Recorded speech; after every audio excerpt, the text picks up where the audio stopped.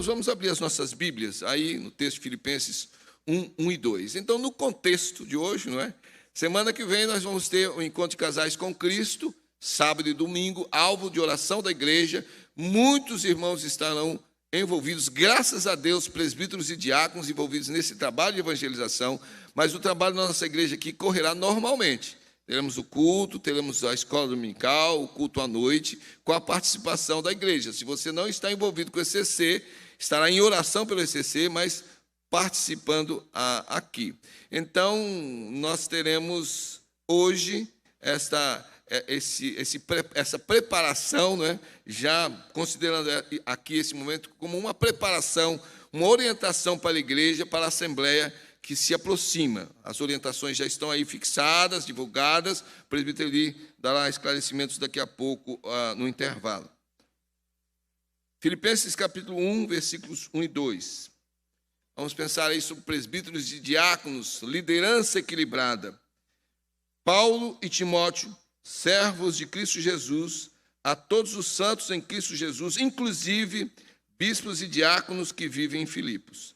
Graça e paz a vós outros da parte de Deus, nosso Pai, e do Senhor Jesus Cristo. Irmãos, hoje está faltando 335 dias para a celebração dos 140 anos da nossa Igreja Presbiteriana de Fortaleza. E hoje estamos comemorando o Dia do Presbítero. É uma alegria para nós olhar para a história da igreja e ver esses irmãos envolvidos com o ministério pastoral e com o diaconato na condução da vida da igreja. Um ofício bíblico. O apóstolo Pedro, por exemplo, se autodenominou como sendo um presbítero. E nós temos aqui, já fizemos um estudo como este, esta prova tão clara de que o apostolado se findou realmente com os apóstolos de Jesus. E há aqui uma transição para o presbiterato. Isso fica tão claro. Apóstolos estiveram na presença de Jesus, eram os líderes no início da igreja, e com essa transição foram treinando homens que continuaram o trabalho, e dentre eles, os presbíteros. Pedro se autodenomina presbítero. Veja aí 1 Pedro, capítulo 5, versículos 1 a 4. Além de se autodenominar presbítero, ele orienta os presbíteros como é que deveriam continuar o trabalho que era o trabalho dos apóstolos. Rogo, pois, aos presbíteros que há entre vós, eu, presbítero como eles, e testemunho dos sofrimentos de Cristo, e ainda coparticipante da glória que há de ser revelada. Pastoreai o rebanho de Deus que há entre vós, não por constrangimento, mas espontaneamente, como Deus quer. Nem por sorte da ganância, mas de boa vontade. Nem como dominadores dos que vos foram confiados, antes, tornando-vos modelos do rebanho. Ora, logo que o Supremo Pastor se manifestar, recebereis a imarcessível coroa da glória. Este trabalho, olha esse termo, imarcessível. Uma obra excelente recebe um galardão, não como um merecimento no sentido de mérito próprio, mas porque foi instrumento nas mãos do Senhor. Esse trabalho ou tarefa referente ao cargo dos presbíteros, o apóstolo Paulo descreve lá em 1 Timóteo capítulo 3, versículo 1, como sendo uma excelente obra, no sentido de proeminência, não de status e de colocação de superioridade, mas de chamado, é uma vocação, eu vejo assim, e orientei, vamos continuar orientando a igreja, como na classe única, num desses domingos. É uma vocação. Há homens que são chamados para o presbiterato. Há homens que são chamados para o diaconato. E aqui é uma posição minha, uma coisa para ser desenvolvida. E aí, sabe, nós vamos agregando conhecimentos. Eu creio que há alguns homens que são chamados para o oficialato. Eles servem tanto no presbiterato como no diaconato. Então, alto lá, quando você for convidar alguém para ser diácono, ele dizer, não, mas eu sou um presbítero, você diz, que orgulho. Não, ele é chamado para ser presbítero. Não coloque-o como diácono. E vice-versa. Há homens chamados para diaconato. E você diz assim, você quer ser promovido? Olha, irmãos, entre nós já não pode mais ter essa história furadinha, essa conversa mal entendida de promoção ou de rebaixamento. Cada um desses ofícios é importante diante do Senhor e alvo da orientação e da condução do Espírito Santo. John Sitema, no livro Coração de Pastor, escreveu o seguinte: o trabalho dos presbíteros nada mais é do que o cuidado pastoral do rebanho de Deus. Irmãos, isso está de acordo com as palavras do apóstolo Paulo, que Lucas registrou lá em Atos, no capítulo 20, versículo 28. Atendei por vós e por todo o rebanho, sobre o qual o Espírito Santo vos constituiu bispos, para pastoreardes a igreja de Deus, a qual ele comprou com o seu próprio sangue. Paulo sabia do que estava falando, porque, seguindo o texto, ele vai dizer, vai entrar entre vocês lobos, homens falsos, ensinos falsos. Então, nós precisamos de homens compromissados com a palavra para que continuem o trabalho de condução da igreja do Senhor. Amados irmãos presbíteros da Igreja Presbiteriana de Fortaleza e aqueles que estão nos acompanhando pela internet nesse momento, nossos irmãos presbíteros que servem nos presbitérios do nosso Brasil, que Deus os abençoe, parabéns por esse dia, que Deus continue a abençoar as suas vidas, que Deus continue animando e que a igreja entenda que vocês são alvos de respeito, de oração e de colaboração para que o trabalho vá bem. Bem, irmão, vamos voltar aqui ao texto que nós lemos no início. E eu quero lembrar que no domingo, dia 24 de julho, me lembrou disso, 2 domingos atrás, o pastor João Paulo fez uma meditação nesse texto, só que ele usou o texto de Filipenses, capítulo 1, versículos 1 a 5. Então, você vai se lembrar, eu vou deixar de dar aqui, fazer vários comentários aqui, porque ele já o fez, dando a riqueza de detalhes de como é que a igreja, como a cidade de Filipos surgiu na história, não é? E nós vamos olhar, então, para aquilo que o Evangelho fez. Ele fez esse trabalho usando os 5 versículos. Ele nos mostrou que o apóstolo Paulo amava tanto essa igreja, a igreja de Filipos, que ele escreveu de Roma, estando preso, uma carta que é identificada como a carta da alegria. E ele ensina nessa carta algumas doutrinas, e o pastor nos lembrou que, ao mesmo tempo, ele orienta sobre alguns problemas de relacionamento na igreja, ministrando sobre como os crentes podem manter o clima da igreja, produzindo uns nas vidas dos outros alegria, paz, o exercício do perdão, investindo na oração mútua e cooperando com a obra de evangelização. Este foi o sermão, resumido, para a gente introduzir aqui. O pastor nos mostrou na introdução o pano de fundo, como eu disse, da história da igreja. Mas se você conhecer um pouquinho mais sobre a evangelização ali em Filipos, vá para Atos, no capítulo 16, que nós temos ali a história, assim, dramática da chegada do Evangelho. Paulo foi para ali por causa de uma visão dada pelo Espírito Santo. O direcionamento missionário, irmãos, é dado pelo Espírito Santo, não é por conveniência, com vontade, sabe? Alguns planejamentos humanos, mas é o Espírito Santo, e ele conduz, então, Paulo, entre os anos 48 e 50 depois de Cristo, juntamente com Silas, Timóteo e Lucas, e ele, durante a sua segunda viagem missionária, chega em Filipos. Ali o Espírito Santo usou aqueles homens para evangelizarem, batizarem a família de Lídia, por exemplo, aquela família que comercializava púrpura. E depois eles foram usados, especificamente Paulo, para libertar uma moça que tinha um demônio de adivinhação.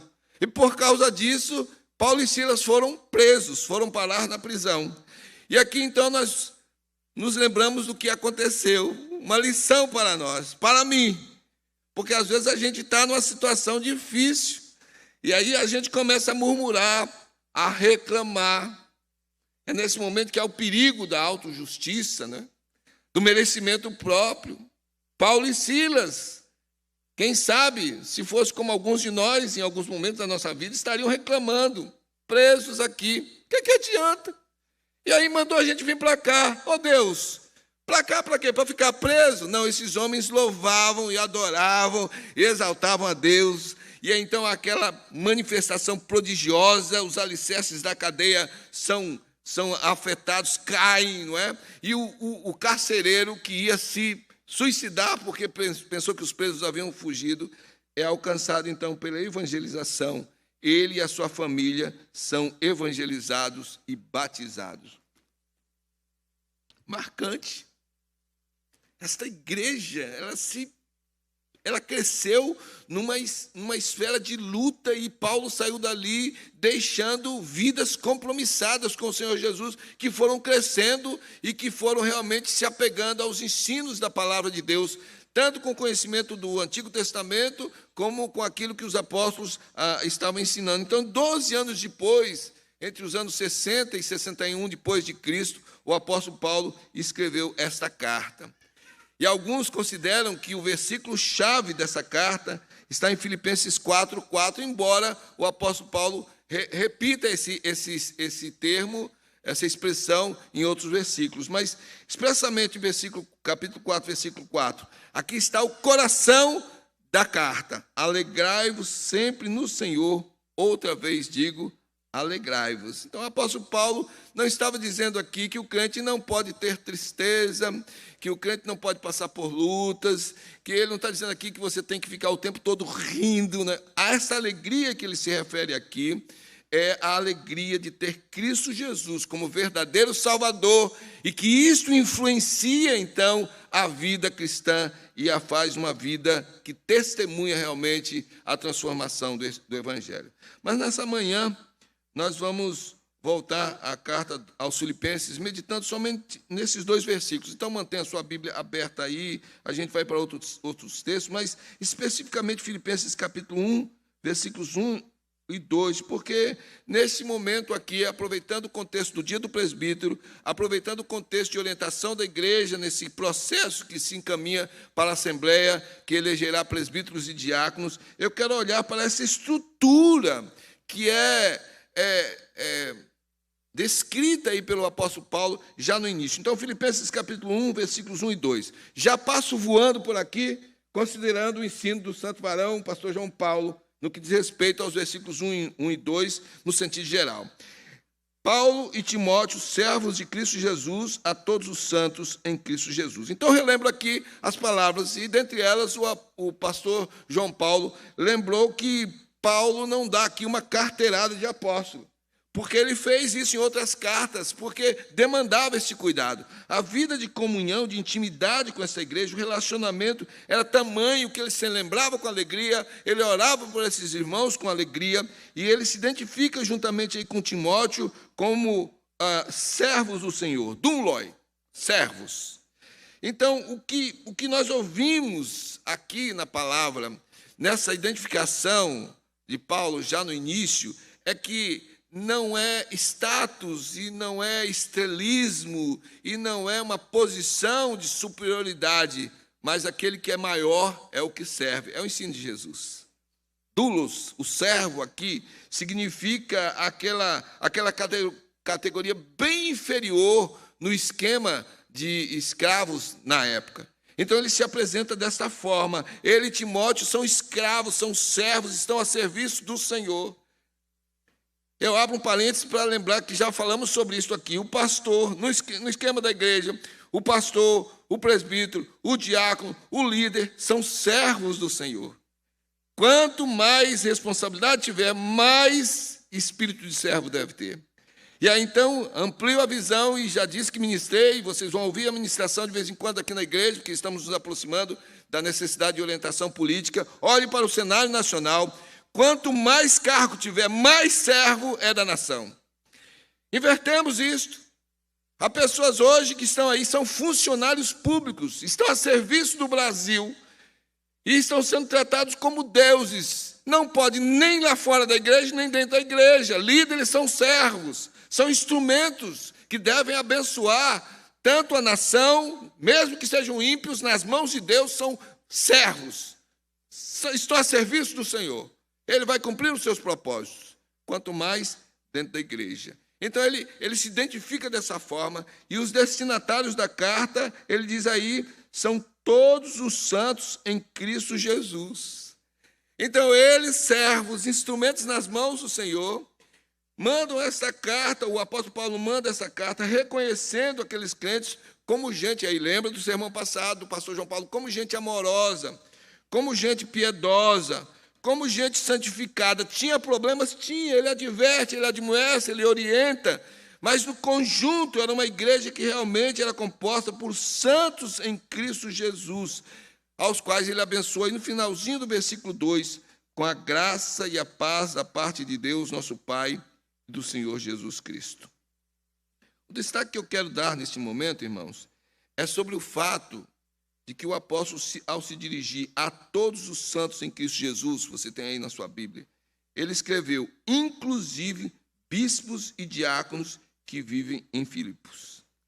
Dessa forma, nós podemos perceber que havia já no primeiro século da igreja essa estrutura de liderança, bispos ou presbíteros e diáconos. Os termos que nós encontramos aí, ancião e bispo, é o que se refere a presbítero, são termos sinônimos.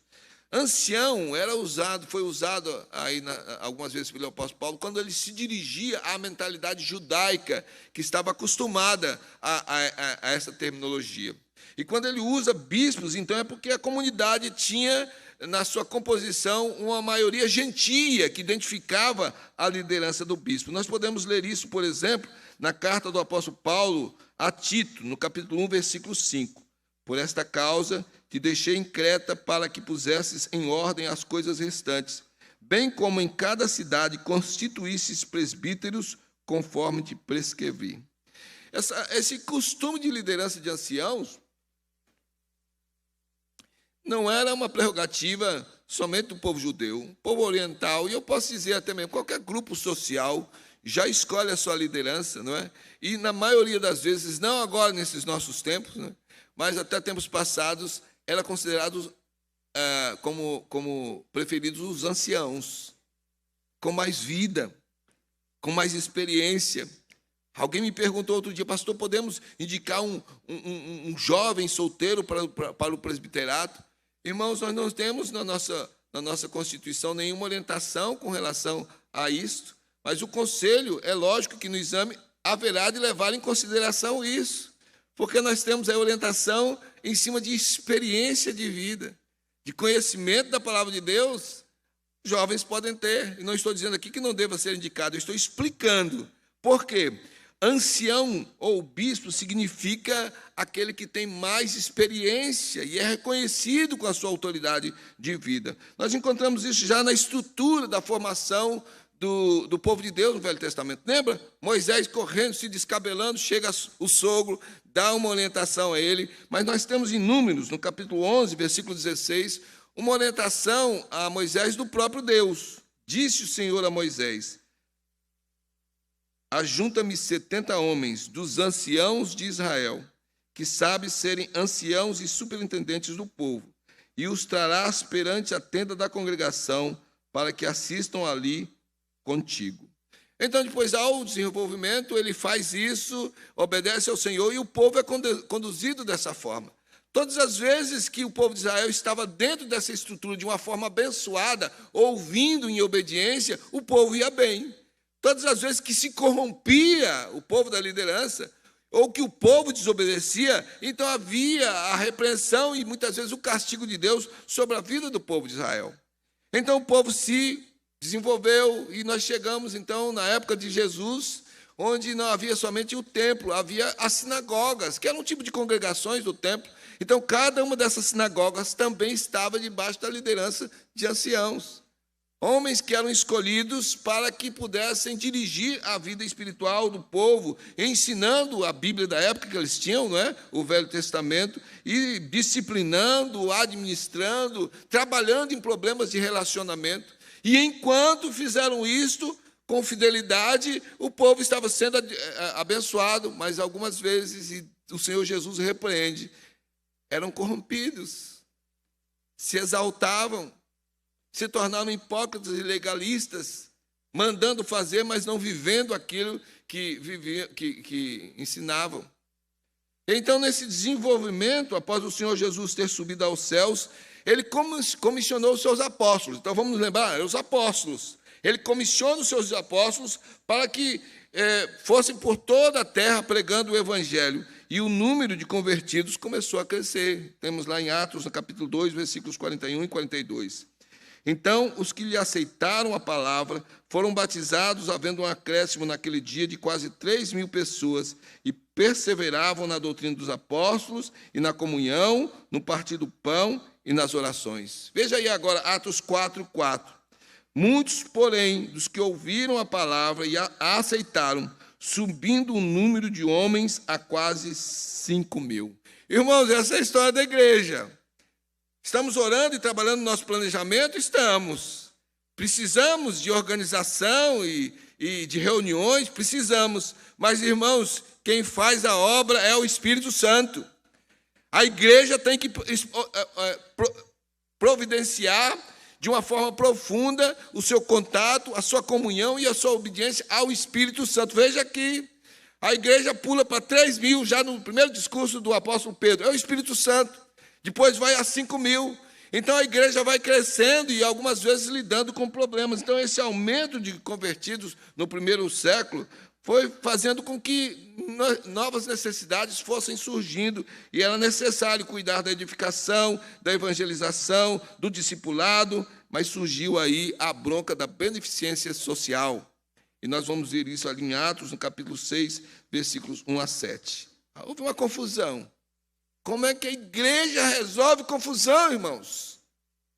Com a ação do Espírito Santo. Aqui está de novo o ensino pastoral. Tem um problema, ou temos um problema, nós temos imediatamente dois caminhos. Outro dia, eu estava numa situação assim, e eu me apavorei, e é o jeito da Letéia trabalhar comigo, né? Ela disse, eu tive um sábio que me ensinou no passado, que diante de problema nós temos dois caminhos, confusão ou solução. Pai, você está indo pelo caminho da confusão. Que repreensão, irmãos. E realmente baixei a bola e fomos pelo caminho da solução. Olha aí a coisa assim encaminhando. Então, Atos 6, 1-7, nos registra dessa forma. Ora, naqueles dias, multiplicando-se o número dos discípulos, houve murmuração dos helenistas contra os hebreus, os gregos, né? Porque as viúvas deles estavam sendo esquecidas na distribuição diária. Então os 12 convocaram a comunidade dos discípulos e disseram, não é razoável que nós abandonemos a palavra de Deus para servir às mesas. Mas, irmãos, escolhei dentre vós 7 homens de boa reputação, cheios do Espírito Santo e de sabedoria, aos quais encarregaremos desse serviço. E quanto a nós, nos consagraremos à oração e ao ministério da palavra. O parecer agradou a toda a comunidade.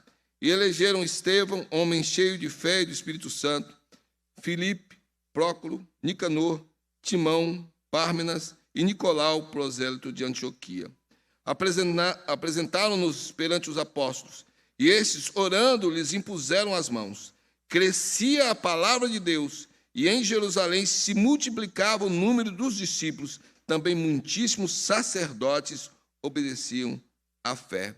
Então é interessante você olhar para esse texto, e a condição hoje, irmãos, tem a internet aí para isso, e ver que quando Lucas descreve isso em Atos, ele usa a palavra diáconos para o serviço e para o ministério. Então, primeiramente aqui, nós temos os apóstolos como diáconos da palavra. Eram servos que pregavam e cuidavam da palavra. E então, orientados pelo Espírito Santo, o povo, orientados pelo apóstolo, né, por sua vez, escolhem os diáconos da mesa. Todos são servos. Apóstolos serviam com a palavra. Esses homens foram escolhidos para servir na ação social, nesse mistério ali no meio da igreja. Mas com o desenvolvimento e a expansão da igreja, não somente ali, começou a cumprir aquilo que Jesus mandou, Jerusalém, Judéia, Samaria, confins da terra. Então, com a igreja avançando por outras regiões, esses 7 homens, então, ficaram sendo considerados como aqueles precursores da junta diaconal, porque os apóstolos escolheram antes os diáconos da ação social. Depois, então, é que começou a treinar homens para serem eleitos como presbíteros. Vamos ler aí Atos capítulo 14, versículos 22-23. Esse texto é com referência a Paulo e a Barnabé. E tendo anunciado o evangelho naquela cidade e feitos muitos discípulos, voltaram para Listra e Icônio e Antioquia, fortalecendo a alma dos discípulos, exortando-os a permanecer firmes na fé, e mostrando que através de muitas tribulações nos importa entrar no reino de Deus, e promovendo-lhes em cada igreja a eleição de presbíteros, depois de orar com jejuns, os encomendaram ao Senhor em quem haviam crido. Então, com as bênçãos do Senhor, a igreja vai se expandindo, ela vai crescendo, ela é um organismo vivo, ela não pode ser vista como organização, ela é no sentido de administração, mas ela é o corpo vivo de Cristo Jesus. Então, pelo que nós entendemos no contexto aqui das palavras do apóstolo, as exigências do ministério levaram os apóstolos a passarem o bastão para homens que eles prepararam para serem os presbíteros e os diáconos da igreja. E as duas passagens mais conhecidas a respeito deste assunto foram escritas pelo apóstolo Paulo a dois dos seus discípulos. A Timóteo, nós temos aí em Timóteo 1 e 2, o apóstolo Paulo chamando esse jovem filho de uma judia crente, o pai era grego, mas a mãe e a avó eram convertidas, ele chama ali de verdadeiro filho na fé. Um dos pastores que ele deixa caminhando pelas igrejas. O outro é Tito, que foi um grego, que foi convertido ao evangelho através do ministério do apóstolo Paulo. Nós encontramos lá em Tito 1:4 a expressão do apóstolo Paulo chamando ele de verdadeiro filho segundo a fé comum. Irmãos, não há aqui nenhum movimento de politicagem. Em nome de Jesus. Na primeira orientação, eu sei que foi uma brincadeira na classe única, mas alguém falou, pastor, podemos fazer campanha para presbíteros e diáconos? Não! A nossa campanha é de oração, é buscar a orientação do Espírito Santo.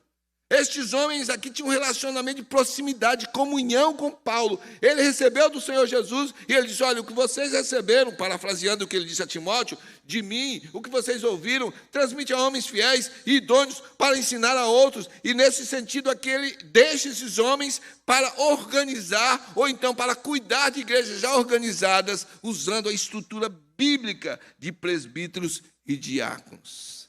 Você que é da igreja presbiteriana, ou você que está se tornando membro da igreja presbiteriana, a igreja se chama presbiteriana porque ela é governada por presbíteros, irmãos, estrutura bíblica.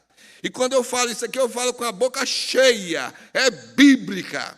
Tivemos uma reunião do Supremo Concílio agora, em que novamente entrou em questão aí a discussão sobre o papel feminino da igreja, e o que a igreja presbiteriana interpretou, segundo a palavra de Deus, e continua defendendo, não é que há inferioridade nenhuma das mulheres, porque elas têm ministérios na nossa igreja, em alguns lugares são baluarte firmes, algumas delas iniciaram o trabalho, mas nós não temos na Bíblia nada que nos dê orientação para o presbiterato e o pastorado feminino. É isso que depois vai ser melhor explicado aos irmãos. O pastor João Paulo dá depois um relatório, vem os documentos aí a respeito da decisão do Supremo Concílio. Porque é a Bíblia, irmãos, Bíblia. E na Bíblia nós encontramos essa estrutura. Você pode abrir aí a sua Bíblia agora, são dois textos, que é 1 Timóteo 3, 1 a 13, e Tito 1, 5 a 9. Não vou ler esses textos, vou fazer um arrazoado aqui neste momento. Então nós temos aqui as qualificações que o apóstolo dá para as igrejas a respeito de presbíteros e diáconos. E juntando os dois textos, eu cheguei a 30 qualificações. De repente, com alguma interpretação, pode ter menos ou mais, mas juntando, para não se repetir os termos, então, quando nós temos essas características, esse perfil dado pela Bíblia, nós devemos observar no processo, na escolha e eleição dos nossos oficiais, porque, em nome de Jesus, é bíblico. É a ação do Espírito Santo que continua conduzindo a sua igreja. Não tem como distorcer isso aqui. Não tem como colocar qualquer outro discurso. Os nossos sermões têm sido gravados hoje, alguns pastores têm sido processados por algumas coisas que dizem, eu estou amparado pela Constituição da República Federativa do Brasil, que diz que dentro aqui da nossa liturgia é o ensino que está na palavra de Deus. E o que nós temos na palavra de Deus aqui não é nada de machismo nem de feminismo. O que nós temos na palavra de Deus aqui é vontade de Deus e a ação organizada do Espírito Santo para conduzir a igreja. E aí você vai orar, como os irmãos oravam no passado. E aí você vai votar, como os irmãos votaram. As escolhas lá, não sabemos muito bem, há algumas especulações a respeito disso, mas o povo orava e escolhia. E a identificação era, essa foi a vontade do Espírito Santo. E quais são essas qualificações? Irrepreensível, esposo de uma só mulher, temperante, sóbrio, modesto, hospitaleiro, apto para ensinar, não dado ao vinho, não violento, cordato, inimigo de contendas, não avarento, que governe bem a própria casa, não neófito, bom testemunho entre os não crentes, respeitável, de uma só palavra, não cobiçoso e ganancioso, consciência limpa, não maldizente, fiel em tudo, não arrogante, não irascível, amigo do bem, justo, piedoso, domínio próprio, apegado à palavra fiel, poder para exortar os crentes, poder para convencer os descrentes. Pastor, isso aqui é um homem perfeito. É ou não é? Meu irmão presbítero de mim, nós temos esses homens perfeitos aqui na igreja, mas nós temos um alvo, sermos aperfeiçoados. Mas se você olha para essa lista e vai querer votar em alguém que vive brigando, vive falando mal, vive criticando, em alguém que desanima, em alguém que não tem frutos, não tem nada, você está indo pelo caminho da carne. E sabe o que é que nós vamos ter? E novamente aplico lá para a nação. Se a gente escolhe na carne, vamos ter o resultado da carne. Mas se a gente escolhe aqui na igreja, com a orientação do Espírito Santo, homens buscando aqui essas características, e pode ser que você chegue a algum que vai dizer, olha, meu irmão, minha irmã, eu tenho luta nessa área, então você dobra os joelhos para que aquela luta, aquela área seja vencida. Eu não estou forçando a barra, não, mas nós devemos procurar, irmãos, a orientação do Espírito Santo para orar na escolha também na nação. Você pegar essa lista, aplicar aí. Se gritar, pega ladrão. Não fica um, meu irmão. Não fica. Mas você deve olhar. E eu vou voltar a Mateus 5, 6 e 7, vamos continuar o Sermão do Monte. Você deve olhar para a palavra, lá em Mateus 5, 6 e 7, os princípios do reino. Você deve olhar para características como essa aqui, que está se dirigindo à igreja, mas escolha lá fora o máximo que puder se aproximar desse perfil aqui. Como você vai escolher pessoas que não têm perfil? Como é que, em nome de Jesus, me explica como é que você escolhe alguém que tem uma ideologia que hoje, não é a história da igreja, hoje persegue e mata seus irmãos. Como? Em nome de Jesus. Então, esse cuidado devemos ter dentro da igreja, mas também fora da igreja. Mas o meu alvo aqui, para concluir, é trabalhar o coração da igreja. Porque Paulo, em sua carta aos Filipenses, nos escreve que havia lutas. Como é que é o nome das irmãs lá, pastor? Evódia e Síntica, né? Irmãs da SAF, uma era presidente, a outra era secretária. E Paulo diz, faziam um trabalho espetacular, mas se desencontraram. E ele diz, Timóteo, cuida disso aí. Trabalha na reconciliação, são pessoas preciosas. Mas havia outros problemas de relacionamento na igreja de Filipos também. Ele trabalha em doutrina, ele trabalha em relacionamento, mas ele procurou passar à igreja essa linguagem de servir ao Senhor como um instrumento abençoado e santificado de uma forma alegre e espontânea. Por isso que ele diz lá nos últimos 3 versículos que o pastor João Paulo usou, não é? Filipenses 1, 3 a 5. Dou graças ao meu Deus por tudo que recordo de vós, fazendo sempre com alegria súplicas por todos vós, em todas as minhas orações, pela vossa cooperação no Evangelho, desde o primeiro dia até agora. Irmãos, pastor, eu não estou forçando a barra. Era uma igreja equilibrada, com seus problemas, mas abençoada. E eu vejo que essa igreja, então, zelava também na escolha dos seus líderes. Porque está aqui implícito. Oravam, tinham alegria, o trabalho fluía. De modo que ser líder ou liderado numa igreja assim, irmãos, é algo abençoadamente feliz.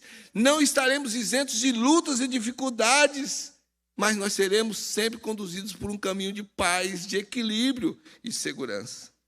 Ser presbítero ou diácono da igreja É um grande privilégio, irmãos, mas também é uma grande responsabilidade. A quem é muito dado, muito é cobrado. Então a responsabilidade da igreja é muito grande. E você deve orar e amar, porque você está numa igreja, a Igreja Presbiteriana do Brasil, que obedece à palavra de Deus. Também nesse sentido, nesses tempos atuais, a igreja conserva essa estrutura, presbíteros e diáconos. Os presbíteros são docentes, os pastores, e são regentes, os presbíteros que caminham na administração da igreja. Os diáconos são os nossos irmãos chamados, e a gente vai desenvolver isso mais à frente também, são chamados para caminharem com os presbíteros. Me escapa agora uma das literaturas aí, não sei se comentando a história registrada por Flávio Joséfo, mas depois eu estudo, tem um irmão aí que sempre vai verificar, né? Mas a expressão de que os diáconos eram os olhos dos presbíteros. Olha que coisa bonita, gente. Os diáconos eram os olhos dos presbíteros, porque estavam no meio do povo, orando, visitando e trabalhando, e de repente traziam para os presbíteros a situação, para o pastor, para os presbíteros, algumas situações que deveriam ser tratadas. Irmãos, nós temos a visão de continuarmos nessa pegada. Presbíteros e diáconos, homens de Deus escolhidos pela igreja para estar sob a cooperação desta igreja. Eu quero concluir aplicando aqui da seguinte forma, a respeito de nossa escolha, a nossa próxima escolha aí, a Assembleia está aproximando, e o nosso trato com os nossos irmãos, presbíteros e diáconos da igreja. Primeiro, seja obediente às orientações quanto ao processo que antecede as assembleias. O apóstolo Paulo orientava os homens trabalhados por ele, que, por sua vez, orientavam a comunidade. Seja obediente às orientações. Olhe os murais, o site. O presbítero ali na transição aqui vai dar algumas orientações. Obedeça ao processo. Caminhe por essas orientações. Segundo lugar, ore antes, durante e depois da assembleia. Na conclusão do sermão, o pastor João Paulo levou para essa direção, oração. A igreja é chamada para oração. Ore antes, durante e depois da assembleia. Antes de qualquer atitude, antes de conversar com qualquer pessoa, ore pedindo a Deus discernimento. Coloque alvos de oração, homens como alvos de oração. Converse em espírito de oração para ter discernimento. Em terceiro lugar, confiemos em Deus sobre a escolha da assembleia e colaboremos com os oficiais na condução da igreja. De acordo com o perfil traçado pela palavra de Deus e com os documentos da Igreja Presbiteriana do Brasil, nós temos aí as normas que nos levam nessa caminhada. Então, nós devemos confiar no resultado. Irmãos, na igreja não pode ter assim, uma coisa assim. Eu não votei nele. Não tem.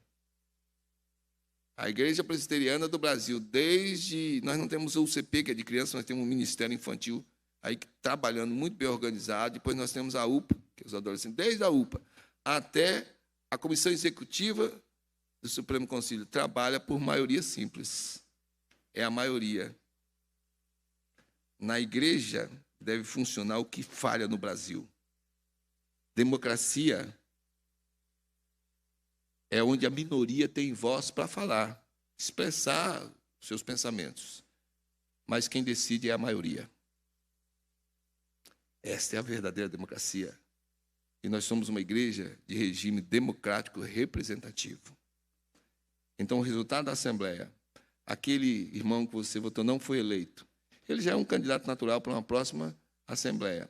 Mas então você ora e colabora com aqueles que foram eleitos, entendendo que foi a vontade do Senhor. Que o Senhor Deus nos abençoe, nos guarde, nos proteja e nos oriente nessa caminhada. Irmãos, vamos ser servidos agora na Santa Ceia pelos presbíteros. Santa Ceia que foi preparada pelos diáconos. Mas os nossos presbíteros não existem, como alguns aí pensam, somente para servir ceia, não. Visitam, aconselham e evangelizam. Estamos trabalhando assim. Alguns estão sendo animados nesse sentido. Nós não temos diáconos que apenas preparam a Santa Ceia e fazem reunião, não. Esses homens têm trabalhado e obedecido a palavra de Deus. Orem por eles, para que seja realmente um grupo em comunhão e unidade, cumprindo a tarefa na colaboração com o trabalho pastoral e dos presbíteros. Que Deus nos abençoe. Nós vamos passar agora para o momento da comunhão. Para mais informações e novidades, siga as nossas redes sociais e fique por dentro de tudo.